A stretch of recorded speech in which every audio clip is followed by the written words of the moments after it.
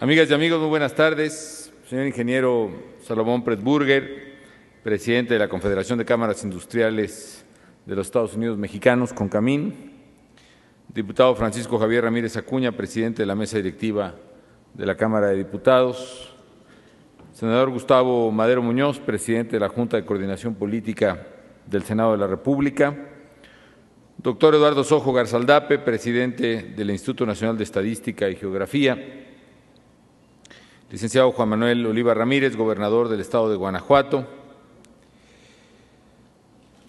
Licenciado Joaquín Gamboa Pascoe, secretario general de la Confederación de Trabajadores de México y presidente del Congreso del Trabajo. Señor licenciado Armando Paredes Arroyo, presidente del Consejo Coordinador Empresarial. Señor contador Mario Sánchez Ruiz, presidente de la Confederación de Cámaras Nacionales de Comercio, Servicios y Turismo. Licenciado Gerardo Gutiérrez Candiani, presidente de la Confederación Patronal de la República Mexicana. Ingeniero Claudio González Laporte, presidente del Consejo Mexicano de Hombres de Negocios. Licenciado Juan Carlos Cortés García, presidente del Consejo Nacional Agropecuario. Licenciado Sergio Cervantes Rodiles, presidente de la Cámara Nacional de la Industria de la Transformación. Licenciado Valentín Díaz Morodo, presidente del Consejo Empresarial Mexicano de Comercio Exterior, Inversión y Tecnología. Licenciado Vicente Yáñez Olloa, presidente ejecutivo de la Asociación Nacional de Tiendas de Servicio y Departamentales, la ANTAD.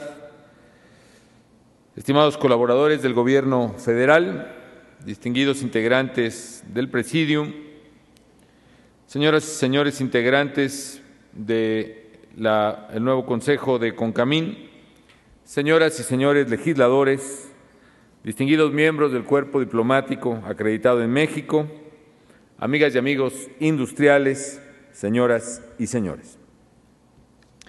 Yo celebro verdaderamente esta oportunidad de estar nuevamente con ustedes y particularmente con motivo de la toma de protesta de la nueva mesa directiva de CONCAMIN. Felicito sinceramente a todos los empresarios que integran esta gran confederación, la cual agrupa a sectores clave de nuestra economía.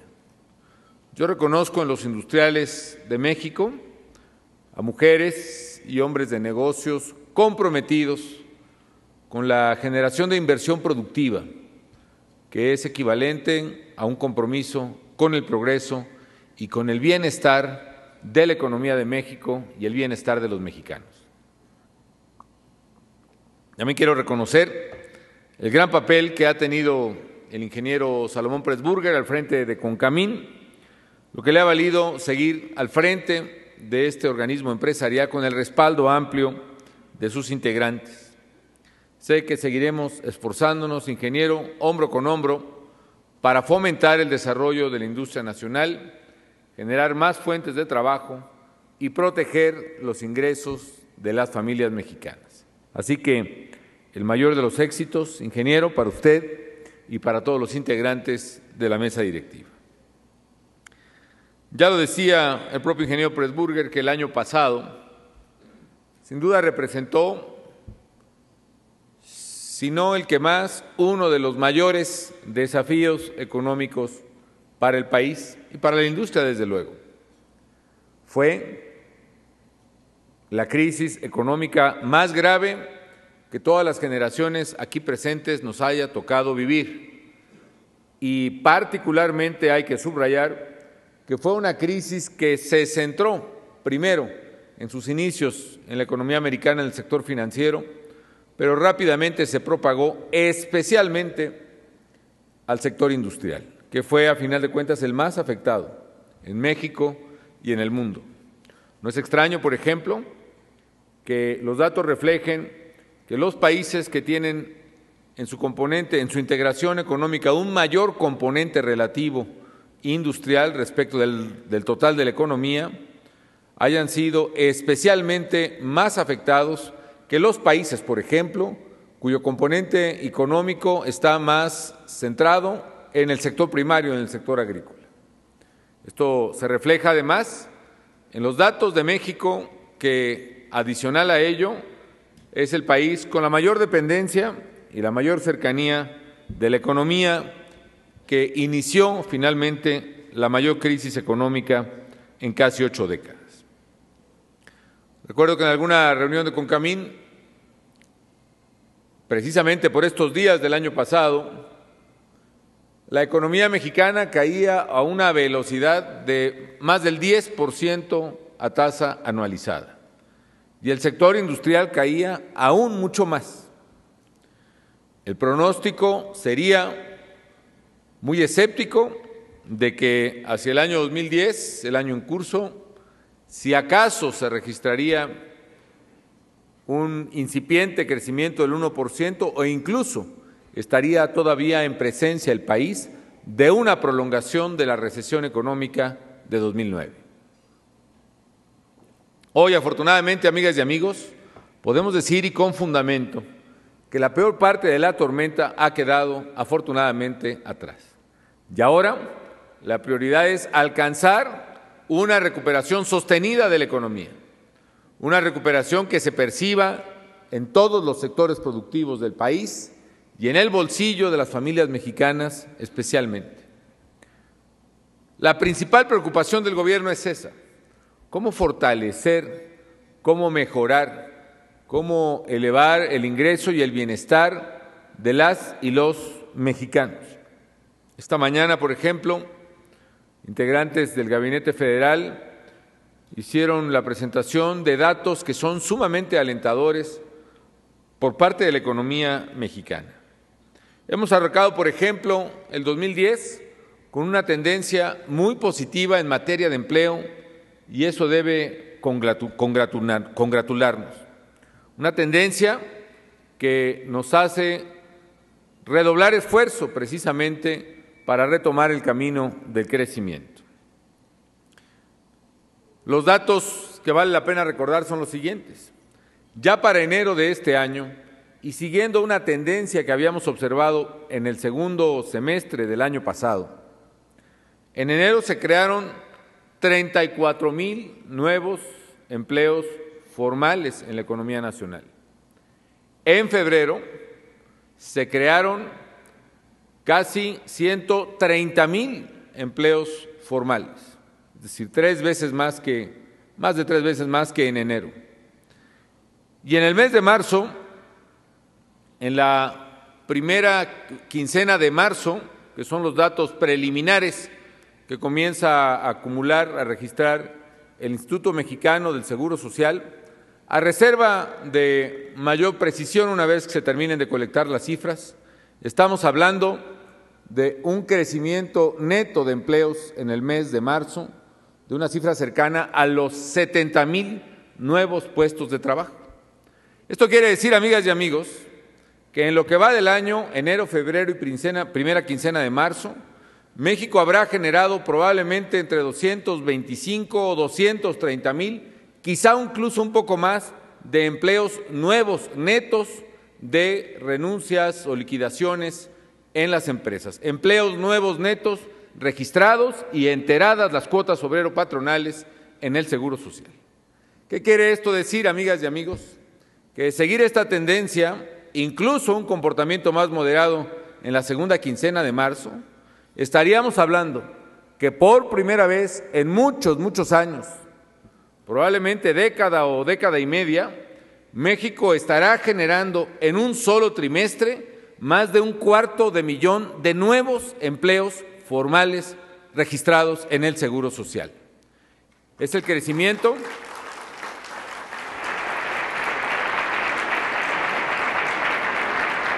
es el dato más importante. Desde luego a todos nos interesan las cifras de exportaciones, de crecimiento industrial, que también está registrando datos positivos en las últimas cifras que se tienen, los primeros datos positivos en casi 16 meses, que fue el último dato que se dio de la actividad económica e industrial, probablemente diciembre-enero.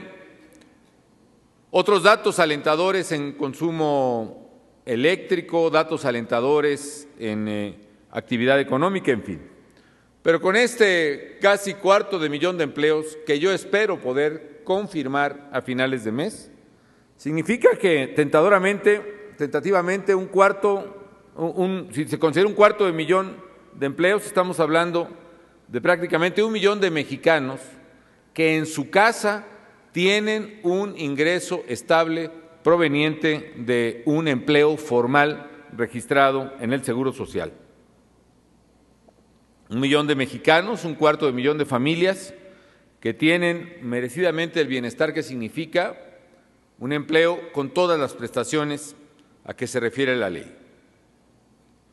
Esto ha sido gracias, debo reconocerlo, amigas y amigos, el haber superado condiciones económicas tan adversas de todos conocidas y además haber revertido esa caída tan dramática que tuvo la economía mexicana, ha sido un mérito de todos los mexicanos, sin duda alguna. Desde luego, quienes invierten y trabajan día con México.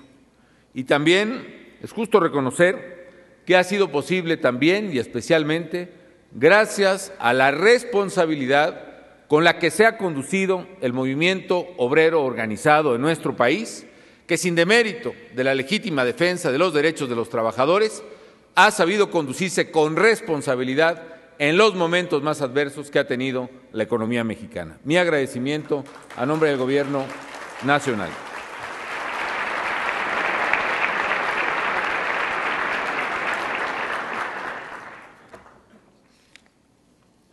Así que, pues un reconocimiento, por favor, a todos los trabajadores, don Joaquín, a las organizaciones sindicales agrupadas en el Congreso del Trabajo, a la Confederación de Trabajadores de México, en fin, por esta responsabilidad en los momentos que más lo necesitó nuestro país. Esta recuperación, amigas y amigos, como decía, también está siendo posible gracias al trabajo de ustedes. Sé, me consta, lo difícil que ha sido para ustedes este año. El sector industrial ha sido el sector más afectado de la crisis económica global. En todo el mundo, la contracción en el consumo se vio fundamentalmente reflejada en el sector industrial y en el sector de bienes raíces en general, y no fue la excepción en el caso de México.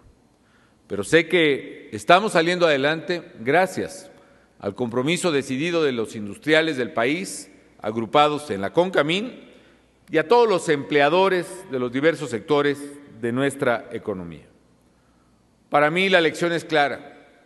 Esta es una muestra más de que cuando sumamos voluntades, cuando sumamos esfuerzos, cuando somos capaces de ver por encima de la coyuntura y de la adversidad, las mexicanas y los mexicanos podemos superar los desafíos más adversos que nos puede plantear no solo el entorno económico internacional, sino cualquier entorno.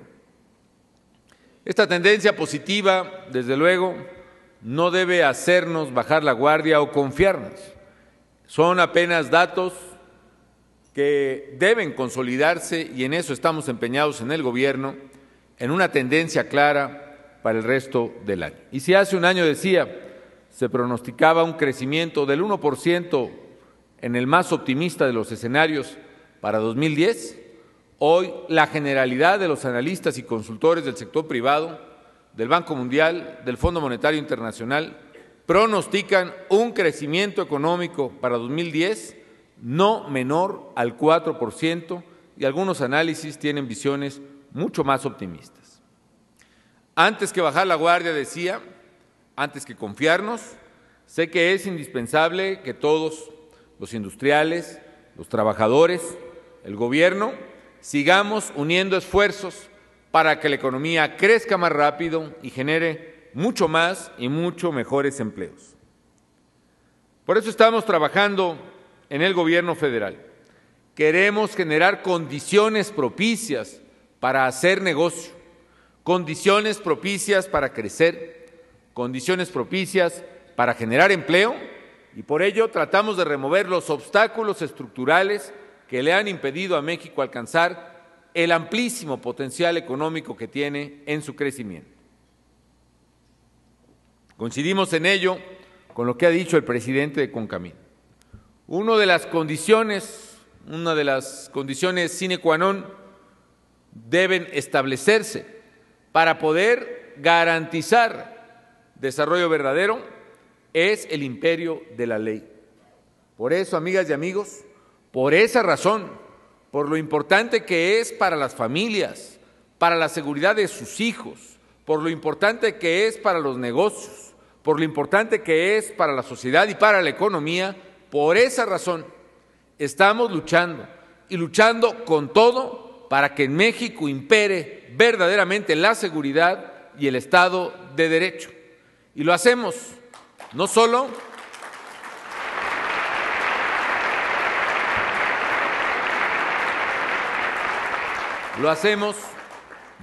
por razones de justicia, sino también porque este es un factor elemental para el crecimiento, la competitividad y la equidad.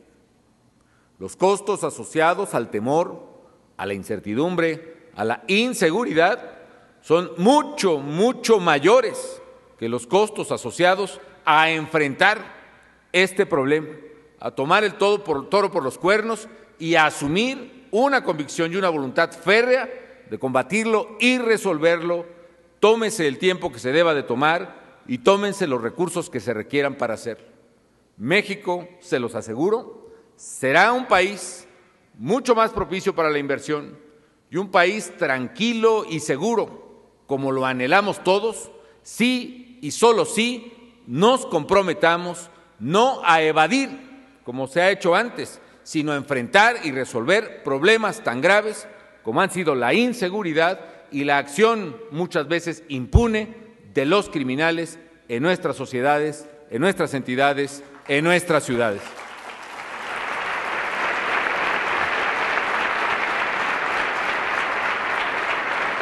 También porque queremos que haya crecimiento económico en México y ambiente de negocios para crecer y generar empleo, es por lo que hemos impulsado en estos 3 años de gobierno reformas de largo aliento para transformar la economía nacional. Reformas como las que permitieron salvar, por ejemplo, las finanzas públicas nacionales al reformar hacia un régimen mucho más eficiente el sistema de retiro de los servidores públicos. Reformas como la de pensiones o la propia reforma hacendaria, independientemente del esfuerzo que a todos implica, que permiten solidificar las finanzas públicas. También hace un año se tenía un enorme temor en el mundo inversionista y en los mercados globales acerca de nuestro país. El riesgo país, así llamado, había con mucho crecido por encima de otras economías semejantes a la de México. La confianza de los inversionistas en nuestro país también había caído. El tipo de cambio, por ejemplo, si ustedes lo recuerdan, hace un año andaba bordando arriba de los 15 y en algún momento hasta los 16 pesos por dólar. Fue un año difícil, sí, pero ahora, gracias al esfuerzo de todos, gracias a esas reformas dolorosas, difíciles, sí, pero indispensables, México no solo está recuperando su prestigio de responsabilidad macroeconómica y certeza en las finanzas públicas, sino incluso se está separando de la tendencia de preocupación que llevan otras economías o incluso economías desarrolladas respecto de su capacidad de servir la deuda pública que han emitido o de los riesgos asociados a sus finanzas internas. México está recuperando rápidamente lugares en lo que toca a riesgo país y hoy ya somos nuevamente el país con el menor riesgo en términos financieros después de Chile en América Latina y por encima de Brasil. Hoy, nuevamente, el tipo de cambio no solo ha regresado a niveles estables, sino incluso por el flujo de capitales que está llegando al país, está registrando apreciaciones relativas en el tipo de cambio. Hoy también, amigas y amigos, México está registrando tasas positivas de crecimiento, tanto en actividad económica y en empleo. Reformas como las que se hicieron para fortalecer a Pemex, que buscan consolidar al sector petrolero como palanca del desarrollo nacional, también nos han permitido, después de 6 años seguidos de caídas en la producción petrolera nacional, la más grave justo en medio de la crisis del año pasado, cuando perdimos 200,000 barriles diarios de producción de petróleo y gas, hoy finalmente hemos contenido esa caída y comenzamos a estabilizar la producción de petróleo y gas natural en el país. Se han hecho reformas importantes, se han hecho en el campo de la seguridad misma, la procuración de justicia, y se buscan otras más. Y se buscan, amigas y amigos, porque si queremos aprovechar al máximo todas las ventajas comparativas con las que cuenta México, necesitamos profundizar el proceso de cambio a nuestro aparato productivo. Por eso hemos planteado e iniciado, sea en lo administrativo, sea en lo legislativo, reformas importantes para México. En lo administrativo, por ejemplo, las reformas que buscan radicalizar la desregulación que tanto necesita el aparato productivo nacional. En lo administrativo también, la búsqueda de mayor competencia, convergencia y cobertura en el sector de telecomunicaciones, cerrado hasta hace muy poco en el país, a través de la licitación de nuevas frecuencias, a través de la licitación de la fibra óptica de Comisión Federal de Electricidad, para hacer otra gran columna vertebral en el país de telecomunicaciones que permita verdaderamente la competencia. Y reformas también en el ámbito legislativo, sea presentadas por el Gobierno de la República, como es el caso de la reforma en materia de infraestructura para acelerar los proyectos público-privados en el país, o sea, de reformas que surgen en el debate responsable en el Congreso, como es el caso de la reforma laboral recientemente presentada en el Congreso de la Unión. Si bien es cierto, amigas y amigos, que la economía muestra signos de recuperación, claros signos de recuperación, también lo es que el ritmo de crecimiento, como decía Salomón Presburger, que el número de empleos que podemos crear en condiciones estrictamente inerciales no serán suficientes si no aceleramos el paso de las reformas y si no aceleramos la agenda de competitividad que el país tanto necesita. Hemos iniciado el año con muchos empleos nuevos, sí, y qué bueno, pero necesitamos crear y queremos crear muchísimos más. Y para hacerlo, qué duda cabe, entre muchas otras legislaciones, necesitamos revisar el marco laboral. Buena parte de la competitividad de las economías modernas tiene que ver con la eficiencia del mercado de trabajo. Hoy, los muchachos que buscan empleo no lo hacen para competir únicamente con sus vecinos en su ciudad o pueblo o en su estado.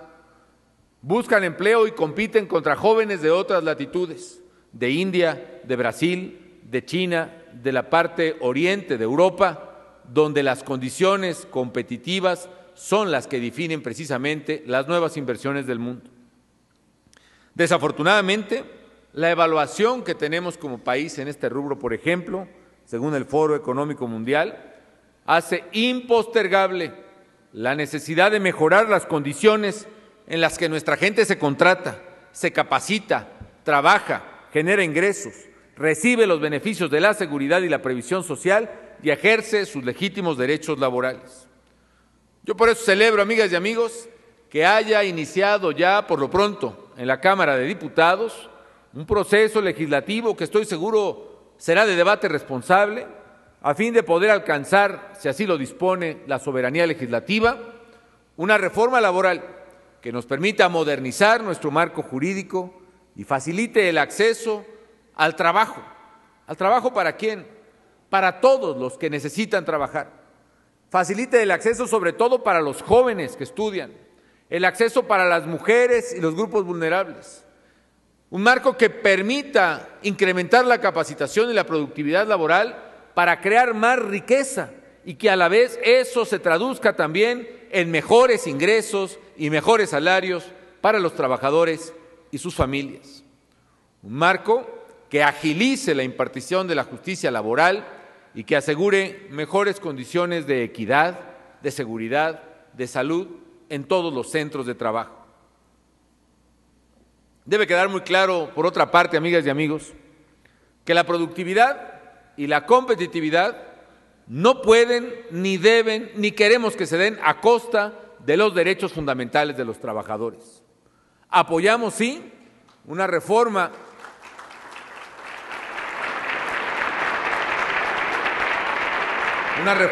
a la Ley Federal del Trabajo que contribuya a hacer más eficiente el mercado laboral, porque lo necesitamos.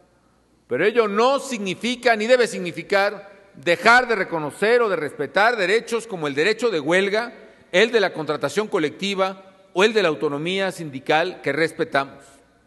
El reto está precisamente en armonizar una mayor capacitación, una mayor habilidad para el trabajo, una mejor productividad en las relaciones laborales y al mismo tiempo un más fácil acceso al mercado de trabajo con pleno respeto a los derechos fundamentales de los trabajadores, a los derechos individuales y también a los derechos colectivos. De ahí que el Gobierno federal estima que cualquier adecuación normativa que se pacte no debe modificar el artículo 123 de nuestra Constitución, ni en su letra ni en su espíritu, porque se trata de que los jóvenes que hoy reportan una tasa de desocupación que es casi el doble de la tasa de desocupación de toda la población económicamente activa, pueda romper el círculo vicioso por el cual no pueden trabajar. ¿Por qué? Porque se dice que carecen de experiencia, pero al mismo tiempo no pueden adquirir esa experiencia porque el marco laboral dificulta precisamente su adquisición actualmente. Se trata también de que las mujeres, una mayoría poderosa en este país, una mayoría productiva, tengan apenas una participación del 36 o el 38% entre la población ocupada nacional. Queremos, al mismo tiempo, que se busque la armonía entre el trabajo y los deberes y las tareas que las mujeres desempeñan por tradición, por acuerdo, por cualquier razón, y que tienen que mezclar y compartir al cuidado de familia, de hijos y aparte en la búsqueda del necesario sustento para el hogar. A mí me merece todo el respeto esos más de 5 millones de mujeres que hoy en México son jefas de familia, que tienen que hacer al mismo tiempo labor de padre y de madre, que tienen que cuidar la casa y al mismo tiempo obtener el sustento para la casa, y aparte tienen que, y ejercen afortunadamente liderazgos sociales, económicos y políticos en sus comunidades. Necesitamos un marco laboral que permita adecuar el mercado de trabajo a la situación real, diferenciada, específica, que vive cada trabajador activo o potencial en nuestro país. Que si el joven quiere estudiar y trabajar, la ley permita que se le contrate en condiciones que optimicen el trabajo. Si la mujer tiene que dedicarse a labores personales, familiares, pero además tiene que trabajar, que haya condiciones que permitan que ese derecho se ejerza con toda eficiencia. Se trata, pues, también de que en México se dé la equidad en este sentido y poner las condiciones para que se vaya erradicando esa terrible desigualdad que hay entre los salarios que se pagan a los varones respecto de lo que se pagan a las mujeres. Porque no debemos olvidar, no solo por disposición constitucional, sino por principio de justicia y de derecho, que a trabajo igual corresponde salario igual. Se trata también de erradicar el trabajo y las peores formas de explotación infantil y al mismo tiempo aprovechar talento y energía de grupos vulnerables que hoy son discriminados por su discapacidad. Se trata de una reforma laboral que permita que en las empresas, comunidades de vida, de trabajo y de esfuerzo, se pueda producir acorde con el mérito y se pueda impulsar el éxito en esas empresas en beneficio de todos los que en ella laboran, sea invirtiendo, sea administrando, sea trabajando en la parte fabril. Una buena reforma laboral, amigas y amigos, debe dar mayor certidumbre a todas las partes, mayor certeza jurídica en la relación laboral para quien contrata y para quien es contratado. Debe agilizar la procuración de justicia laboral y debe dotar de más instrumentos de supervisión para propiciar condiciones dignas, higiénicas, seguras en los centros de trabajo. Yo confío, amigas y amigos, que como resultado de esta discusión pueda arribarse verdaderamente a acuerdos entre las fuerzas políticas. Sé de antemano que cualquier propuesta no solo merece ser discutida, sino seguramente será revisada, modificada, pero que a final de cuentas, si al trabajo legislativo le corresponde la responsabilidad, no solo que exige la sociedad, sino de la cual es capaz el Congreso de la Unión, México podrá tener una ley federal de trabajo renovada que esté más cercana a la realidad del país en el siglo XXI y que mejore también las condiciones de trabajo para millones y millones de mexicanos. Además de esa reforma laboral, que hago votos para que pueda encontrar precisamente una recepción propicia, acorde con la responsabilidad y la delicadeza de los tiempos que vivimos, el Gobierno federal sigue y seguirá impulsando los cambios y acciones que requiera nuestra economía. Coincido plenamente, por ejemplo, que también se debe discutir una reforma fiscal que sea la que verdaderamente necesita el país, que al mismo tiempo que permita a la nación construir su futuro sobre bases de ingreso acordes con las posibilidades de desarrollo que han hecho posible que otras naciones accedan a mejores estadios de bienestar para su gente, al mismo tiempo distribuya la carga tributaria con mucho mayor equidad y que sea mucho más accesible, dúctil y fácil de realizar la tarea que toda mexicana o todo mexicano está obligado a hacer de contribuir a los gastos públicos según lo manda la Constitución. Es indispensable que nuestra economía alcance recaudaciones equiparables por lo menos a los de otros países de América Latina. Es lamentable que México, siendo la segunda economía por su tamaño de América Latina, sea una de las más rezagadas en cuanto al porcentaje de recaudación tributaria respecto de su Producto Interno Bruto. También coincido con ustedes, amigas y amigos, en que es necesario seguir apoyando a las pequeñas y medianas empresas. Y por eso, qué bueno que el año pasado, en medio de una crisis que también fue y fundamentalmente crediticia en el mundo, México dio crédito a 85,000 pequeñas y medianas empresas, algo sin precedente. Escuchaba hace un rato del secretario de Economía que en 3 años hemos dado más del triple de crédito a pymes que todo lo que se dio de crédito en los 6 años anteriores.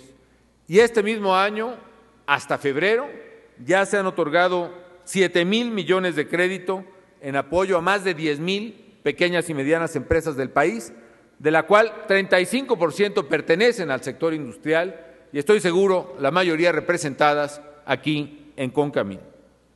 Estamos trabajando, como decía, en simplificar la administración pública y su regulación. Como lo ha mencionado el presidente, estamos instrumentando una ambiciosa agenda en esta materia. Queremos reducir los trámites y he obligado a todas las dependencias del Gobierno federal, incluida por primera vez, por cierto, la Secretaría de Hacienda, a que señalen con toda claridad un paquete básico de normatividad interna, llámense reglamentos, acuerdos, oficios o circulares, que sean los indispensables para operar adecuadamente. Y todas las demás normatividades, todos los oficios, circulares, acuerdos, reglamentos, normas que no entren en este paquete básico e indispensable de vida regulatoria, van a ser derogados por la Presidencia de la República para precisamente simplificar la vida de los actores económicos. Finalmente, amigas y amigos, coincido también con lo señalado por el ingeniero Pérez Burger. Es cierto, la política y la agenda política no deben ser obstáculo para la definición de acuerdos. Es importante que en la sociedad mexicana se premie la capacidad de generar acuerdos, se premie el comportamiento constructivo de los actores políticos y se sancione, como ocurre en muchas otras sociedades que logran avances, la ruptura y el desencuentro. Lo que ocurre también, amigas y amigos, es que es una cuestión sí que requiere la participación de la sociedad, pero eso no es suficiente. También requiere que en el entramado institucional y legal haya incentivos correctos, estímulos adecuados para que precisamente se premie el acuerdo y se sancione el desencuentro. Y por esa razón también presenté al Congreso una iniciativa de reforma política, Una iniciativa que propone nuevos mecanismos para generar una relación más productiva entre los poderes de la Unión, para generarle mayores espacios al ciudadano que debe ser el que mande en las decisiones públicas en el país. Yo los invito a participar, a proponer, a exigir, a estar activos precisamente para que todos estos temas en la vida pública, en el Gobierno y en el Congreso de la Unión puedan ser resueltos en favor de una agenda de modernidad que México a todos nos está reclamando.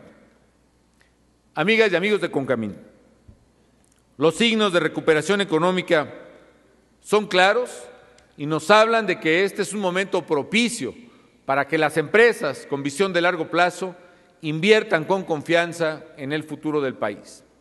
Así lo están haciendo firmas globales líderes en diversos sectores económicos.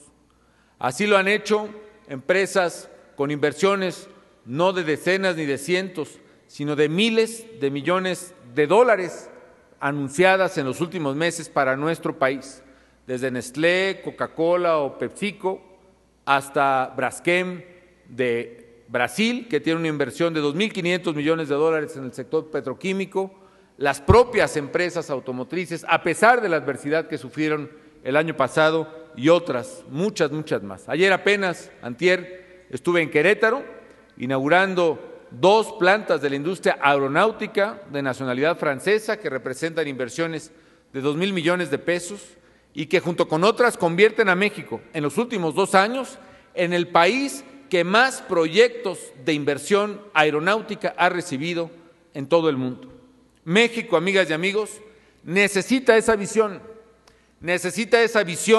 y esa audacia por parte también de sus emprendedores locales para crecer y para salir adelante.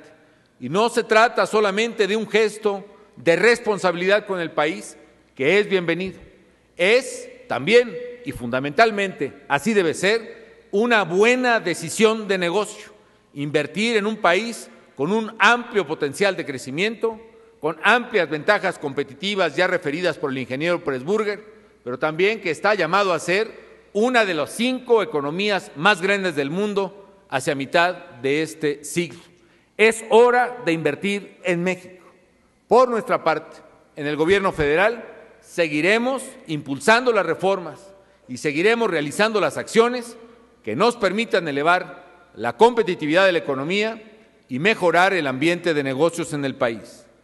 Tengan la certeza, amigas y amigos, de que seguiremos trabajando muy cerca con todas y todos los industriales de México, con la Concamín, para facilitar el desarrollo de los sectores que integran esta gran confederación empresarial y para impulsar el crecimiento de México.